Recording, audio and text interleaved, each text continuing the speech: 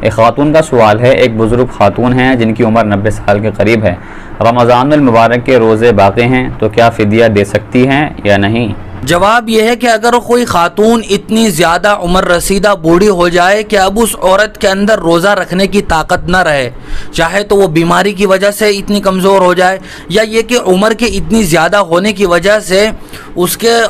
अंदर इतनी ताकत न रहे कि वो 12 घंटे का 13 घंटे का रोज़ा रख सके, भूखी और प्यासी रह सके, तो शरीयत में गुंजाइश है कि ऐसी खातून अपने रोज़ों का फ़िदिया अदा कर दे। लेकिन फ़िदिया उस वक्त अदा करे जब उसे ये अपने बारे में यकीन सा हो जाए कि अब मैं रोज़ा नहीं रख सकूँगी। लेकिन अगर रमज़ान गर्मी के हों और उस बूढ़ी औरत को अपने बारे में ये यकीन हो कि जब सर्दी के दिन आएंगे